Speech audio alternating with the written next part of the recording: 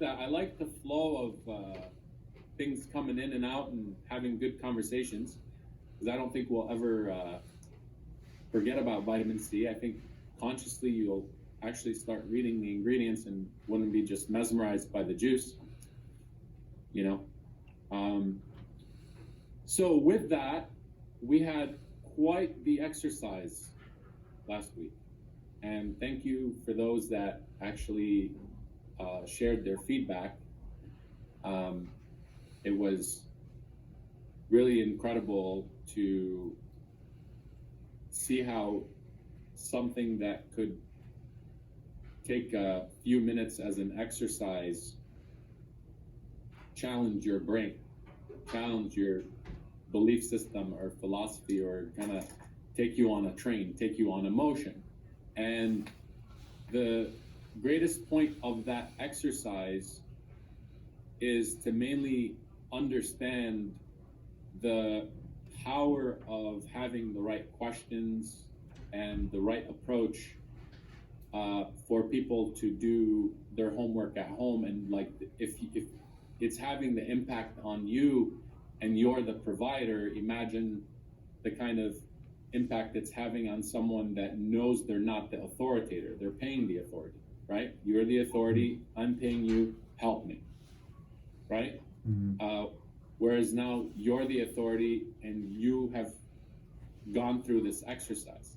So I would love any kind of feedback that you would like to share, not about the details of your experience, but how you feel this could impact patients in your practice.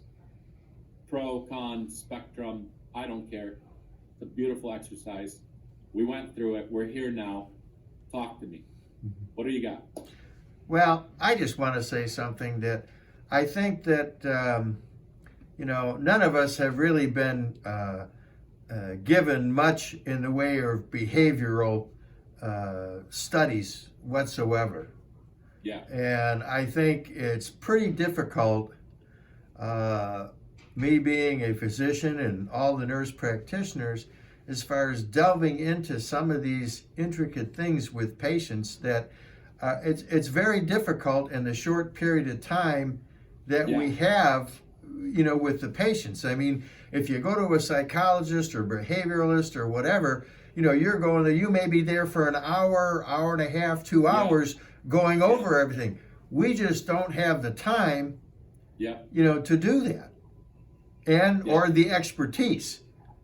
For that matter. So that's why I think it's difficult to really try and get into that part of what we're trying to do for patients. That's very beautiful. That is one powerful point of an exercise, right? Mm-hmm. To get something out of that and say, one, the authority piece, right? Do I have the authority to even be doing this? Mm-hmm. Two, do I have the time as a resource? Right? Right. Okay, good. Thank you, doctor. What else do we have?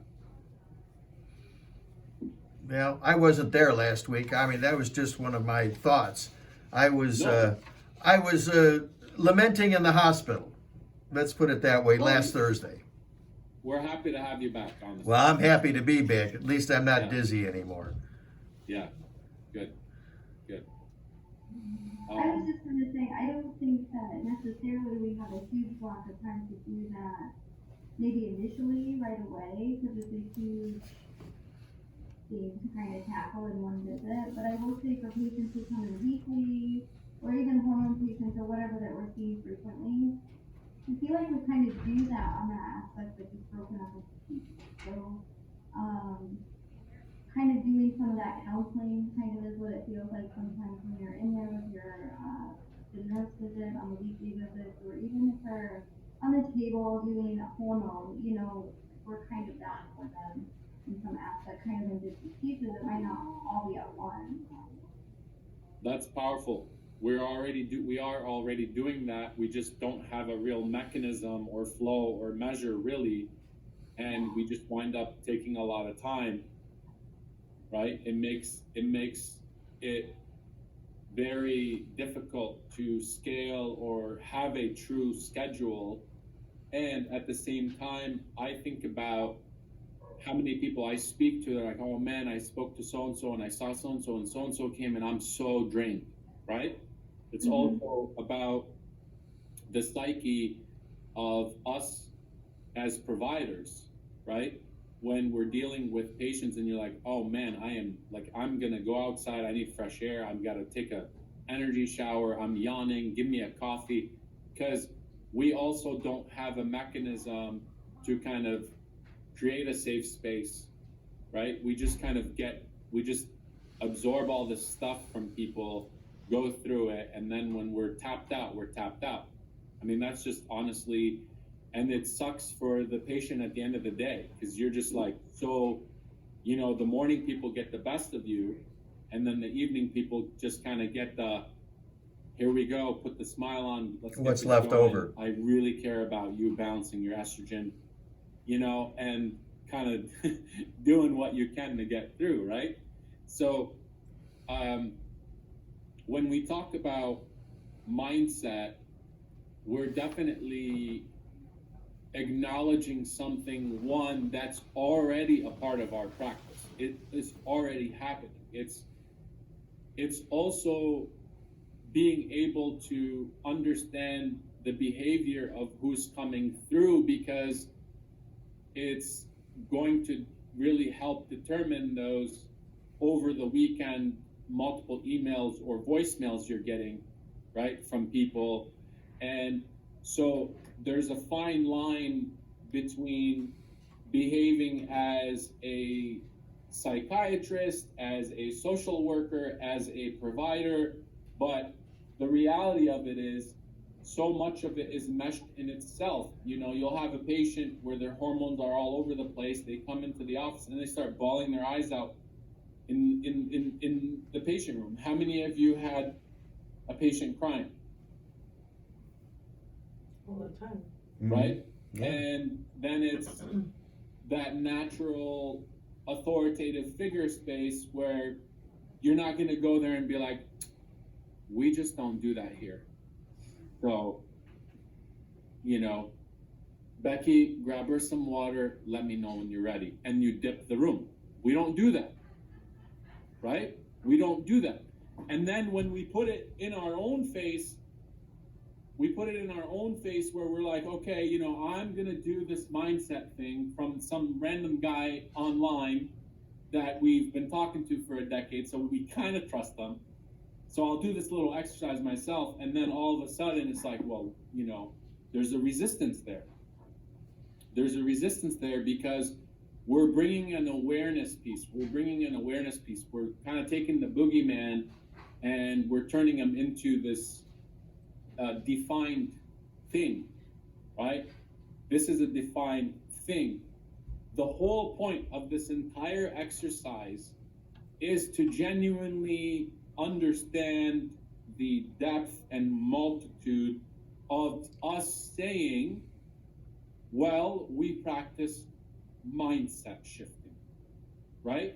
Our weight loss program also incorporates that behavioral mindset, that structure of enthusiasm, and we use an app for it, right? Naturally, these people are now going to come to your practice. When they see mindset, they're expecting something along with the weight loss. And what we don't want to happen as practitioners is to kind of have everybody crying in a room and really not being prepared for it. That's the ultimate aspect of this. Because you're going to tell a woman who's so overwhelmed, she's overweight, she's gone through a lot, she paid you, she trusts you, she gets in a room, and you know, you're like, all right, pull out the app or the journal, whatever you want to call it, and then she just like, you know, puts her hands in her palms and starts bawling her eyes out. It's not about injecting ourselves with the psyche derivative. So I'd like to give a nice mindset shift for everyone here. We're not a vitamin shop eager to sell New Leaf supplements. Is that a correct statement? Yes or no? Correct. Yeah. Right? Yeah. And we've kind of tried one or two products ourselves we like, or doc says you really got to do this vitamin D, and my lab said so, right? We as an organization have evolved to understand that it actually means something. Whereas a few years ago, oh great, really? These, like, really, you put a leaf on the bottle, you want me to what? Right? And you kind of go through this shift where you're like, oh my God, these tools are meant for me to help people, right? So now all of a sudden, you know, when my mind shifts to, man, if I do vitamin D3, it's a pro-hormone, I could check this level, it's gonna make balancing out a lot easier, right? Yes or no? If vitamin D is low, I'm not going to get the most optimal impact on my hormone patient because it's a pro-hormone. Is that true or false? True. Yeah.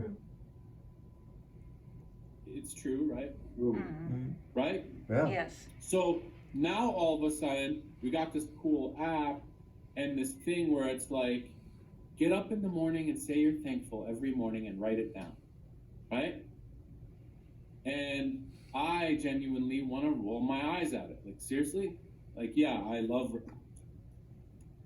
riding bikes, right? And just kind of like going through this motion of like, kind of bullshit. And yes, there is a lot of fluff out there. There is. But it doesn't change the fact that the psychological interpretation of life gives me the metabolic interpretation, tells me how to respond to my vagus nerve, which then impacts my pituitary glands, right?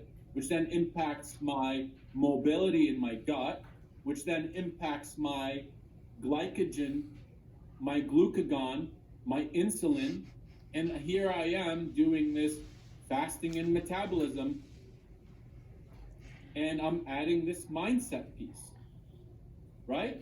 Yeah. So ultimately, all we have done as an organization to date is that we've recognized that there's a psyche element that's associated to this chronic need to continue fighting obesity as a human being. That I can lose 10, 20, 30 pounds and gain them back and come back again helpless and go to the next center and the next clinic and the next drama and the next product on the shelf. And we as an organization are saying, enough. Stop that. Now, I promise you, from last week's exercise and the couple of weeks of combos, you're gonna take a question about the mindset piece a little more seriously. Right? Mm-hmm. You're gonna realize it kind of does something to me. Mm-hmm. I had a full resistance, or I didn't. Or I had a back and forth with it. But back to what Doc said, we don't have fundamental tools. Now, do I come in here born ready to be like, mindset and here's how it's done? No. Do you do that? No. But can we take principles and practices of a founder who in the 1940s wrote one of the most amazing books, and his name is Joseph Campbell? We all get that for each other for Christmas and have an amazing opportunity to read and look at exercises where he studied 200 years and broke down Sigmund Freud and society and everything, and to be able to say, wow, this is some really good resources and data. This is the central hub of every bullshit mindset program that ever came into the universe from that guy? Yes. Is he referenced everywhere? No. So part of the problem that you're going through is we as scientists, right? We as providers believe in references, right? We believe in studies, we believe in data, we believe in elements, and unfortunately, the last 20-year new age society of, Instagram and all this other stuff is my new inventive program, and my new inventive program, and my new inventive program. We don't want to be the people that just go take a course and then bring it to ourselves to teach it to other people. That's psychotically irresponsible. That's not okay, right? But as providers and practitioners, I believe rather than like a really cute couple down in Bali teaching this program, I believe that our founders and our providers here that understand the weight loss and the psyche and the labs and the element are going to be the best people to help this conscious shift in mindset. Because when the mainstream movement happened back in 06, 07, back in 2006, I was in a car with 3-4 people who were launching something called the American Academy of Anti-Aging. And they were writing books, and we were driving, and I was buying every book because I didn't want them to feel bad because no one gave a shit. But it was one of the first fundamental movements of having a society of some sort that was kind of getting this academy going. And it was just a group of people that were just trying to get the word out. And it was doctors that were really obliterated by the mainstream society. Now, but the people who gained the most was like Chucky and Steve, who were at the register at the vitamin store dishing products out left and right. And they had a high school degree. They had a high school diploma, which nothing against that, but all these mindset programs that are happening right now are Chucky and Steve behind the register. Now we're coming into it as a whole, and we're bringing the science element into it so that we can understand that genuinely, the way we would understand hormones and the education and pathway, there would be opportunities to kind of look at exercises that would be simplified, right, for our patients to go through. Because these elements have been done, they have been created, and it's something that we can incorporate a little bit into our practice that will come a really long way for our patients. That was my whole point. The whole point of that exercise was to really truly understand that the mindset and the mind shift element is actually a big deal. And you guys have been doing this with patients that are balancing hormones for a long time. The problem has been that we've never really deciphered the code of it. So we've been exhausted every time we deal with our patients. That's all. That make any sense? Mm-hmm. How many of you have felt like that exercise, you could never give it to a patient to do it themselves? That was like, whoa, that's not cool, Sam. How many of you had that experience? Yeah. Okay, good. I'm glad you had that experience. That's the point of it. But that is one singular method that has been utilized and proven in these models. They're out there. We just aren't necessarily using the PubMed of this world. We're just kind of going after the tertiary opportunities, right? Like, and we're going after our personal experiences going, yeah, you know what, this will help, this will help, this will help, this will help. So what I would like to do is kind of put together a little mini journal that's referenced with material that can kind of help us see, right, where things come from, that would allow us to have a pathway with our patients. Or we can say, hey, No, thank you. We have our journal, we have an app, we're good. This is a good exercise. Let's move on to problems. It's not up to me. So that's, you know, the beauty of all this. I just deliver the messages. I'm just really good at being nerdy and taking a lot of time with a lot of things, and I've been blessed with my life and opportunity to explore all these avenues and just kind of put them out there, you know? Mhm. And I can share my personal experiences along the way, but by no means are they mine. Right? Right. So that's something that I would love to kind of put together the first type of interactive journal that maybe we could do online for patients to kind of have their own experience at home, and then we can kind of pull them up on the back end and take a look at, you know, what's going on. That could be something we could explore, maybe even one clinic or one courageous provider that's willing to do it, or not, you know?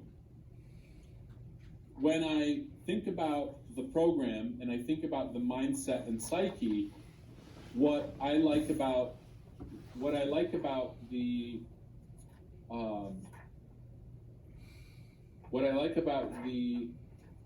products that we have right now, which I'm excited to kind of talk about, and I wanna leave it here. And,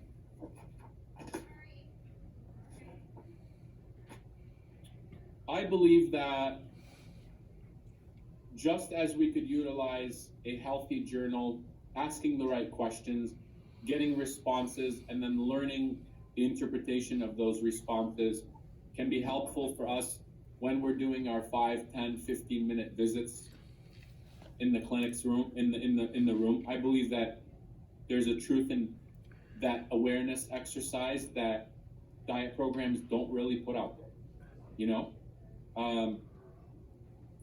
However, I also do believe that the products will allow for us to be going down this shifting metabolism in this fasting mechanism, right? I believe that the ancillary products are going to be so significantly impactful to the weight loss program itself. I genuinely believe that. So thinking about a mini journal or app or online journey, something you guys can sit with, and Lon, I'll circle back on that and we'll have some fun, or we won't. More importantly, I like the, any provider feedback is good feedback too, by the way. More importantly, I love, and this is what I think about with the New Leaf products right off the rip, the Energy AM product in the morning, giving them all the elemental needs. It's actually designed to mimic the Myers cocktail effect at home, which is very powerful. And it's a very strong immune booster, as you're aware, just like the Myers cocktail effect. So I'm excited for you guys to have that every morning and start seeing how that's incorporated in your lives. This is an everyday thing for me, myself. I have to have it every day. I absolutely love having it. When I'm stressed, I have 2 of those. Just because I know I know I need more. Or if I had like a really long situation I have to take care of, I'll just grab another one of those. Vitamin D3 is a pro-hormone for weight loss, for immune boosting with the pandemic right now. Come on, and a pro-hormone for all the things we got to do to balance out. That's a no-brainer for me, you know? And the one thing I also want you to genuinely comprehend is just because someone has somewhat normal levels today That's a 3-month byproduct. Okay? That's a 3-month byproduct, what we're seeing. So they could actively be sitting in your chair today, about to go through a ton of weight loss, about to shift their whole fasting metabolism, and we're in the winter. That demand is gonna spike for the vitamin D. So having that 5,000 IUs a day, to me, is like a multivitamin. I don't want to be low and then have to take it.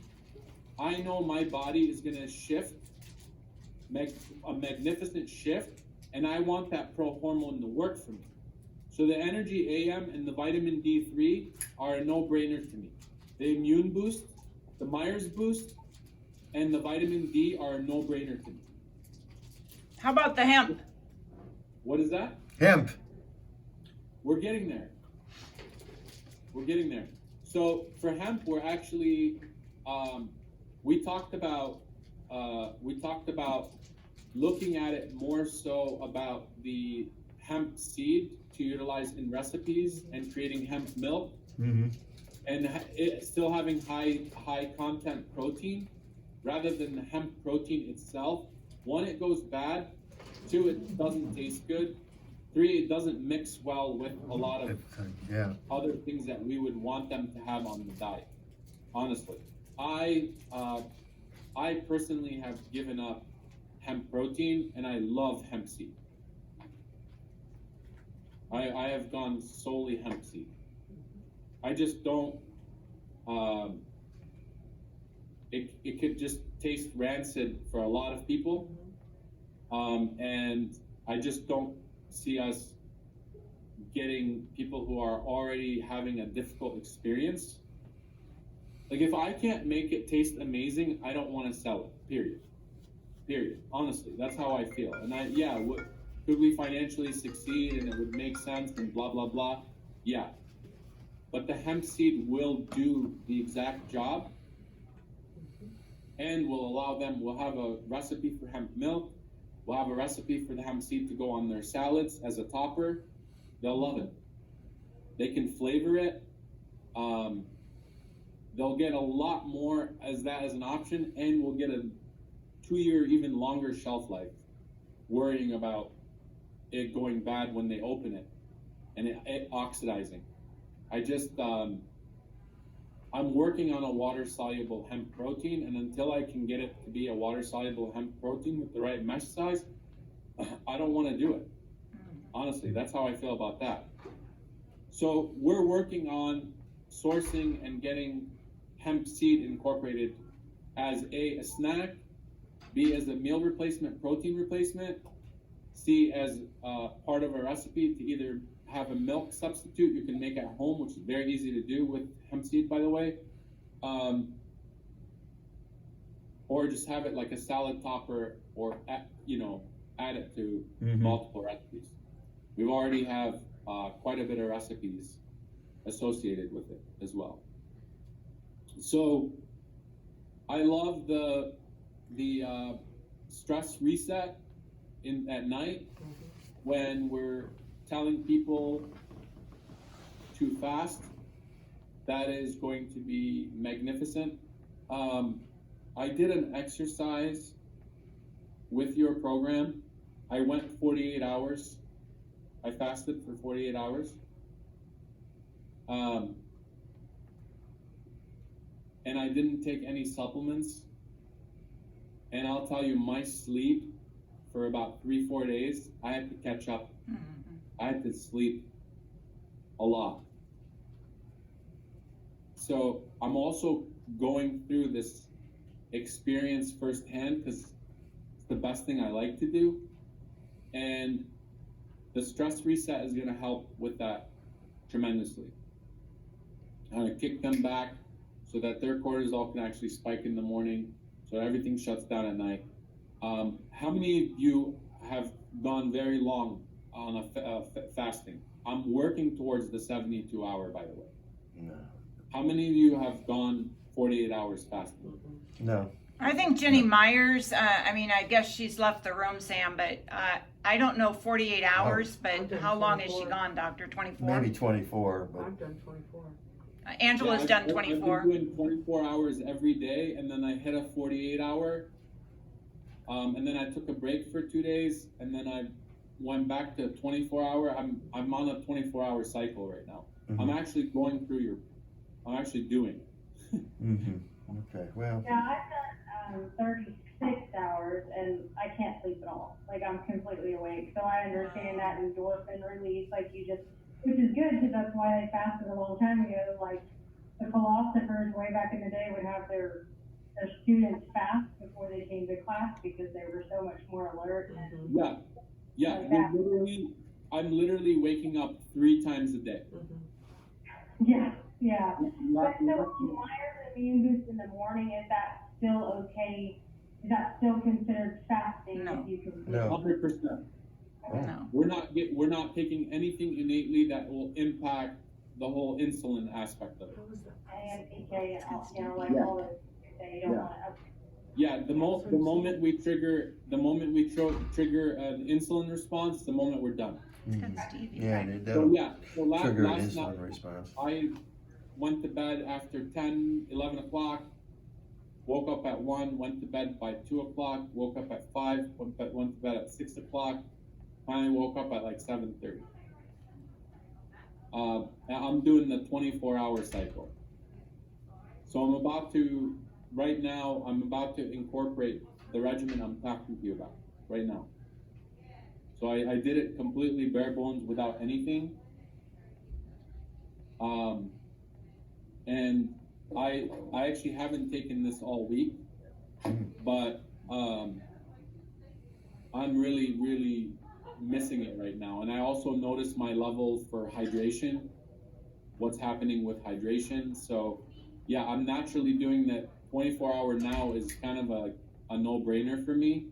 I just start to like physically realize, I gotta get something into my system, you know? And I'm giving myself a 1-hour meal window.